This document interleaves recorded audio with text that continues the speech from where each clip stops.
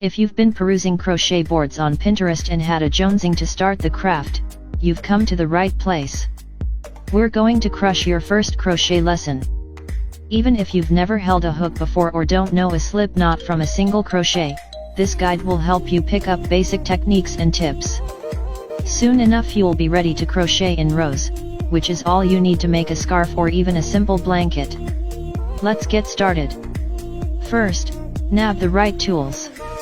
There's a whole world of yarns and hooks out there, but some are better for beginners.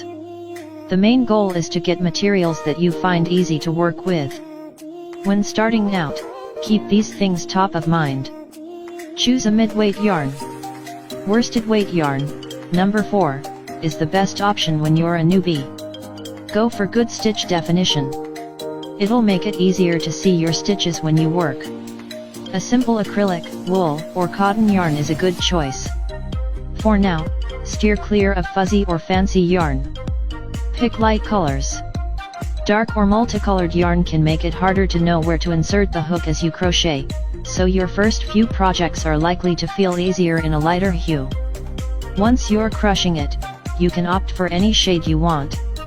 Match your crochet hook to your yarn weight. Yarn labels often suggest a hook size, so keep an eye out when shopping. In general, size G/4.25 mm and size J/6 mm are good starter hooks. Everything you crochet begins with a slip knot on the hook, so learning this simple knot is step 1 on your road to success. 1. Make a loop with your yarn, then bring the tail of the yarn over the working yarn. The tail should be 4 to 6 long after it crosses the body of the yarn. 2. Create a pretzel shape, see above, with the loop. Press your left finger where the yarn tail crosses the working yarn. Then use your right hand to bring the loop down over the working yarn. In reality, you're just flipping the loop upside down. 3. Insert the crochet hook from the right to the left over the working yarn, going through the loop. It should go over the right side of the pretzel, under the working yarn, then over the left side of the pretzel. Piece of yellow yarn knotted around green hook. 4. Pull down to tighten the yarn around the hook. Lift the hook up and tug lightly on the tail end and working yarn to tighten it. You just made your first slip knot. Way to go! Once you have a slip knot on the hook, you'll need to crochet a chain. This is often called the starting or foundation chain because you work other stitches into it. 1. Hold the crochet hook so the tail hangs down, and pinch the tail between your thumb and ring finger. Bring the ball of yarn to the left of the crochet hook. Yarn over so the working yarn comes behind the hook and then over it, to the left of the slip knot. Bring the working yarn underneath your hook. 2. Pull the working yarn through the slip knot.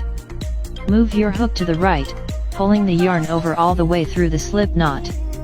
There will still be a loop on your hook, plus 1 loop beneath it. These loops are called chains, and you've just crocheted your first one. 3. Keep repeating steps 1 and 2, yarn over, then bring the yarn through the loop that's on the hook. Each yarn over creates 1 chain, so if the instructions say chain 20 then you will repeat these steps 20 times. How to crochet, the ultimate beginner's guide of tutorials and patterns wants to make sure you have every possible resource at your disposal. Video tutorials of the stitches you want to learn, step-by-step crochet instructions with photos, and a variety of techniques for learning the crochet basics.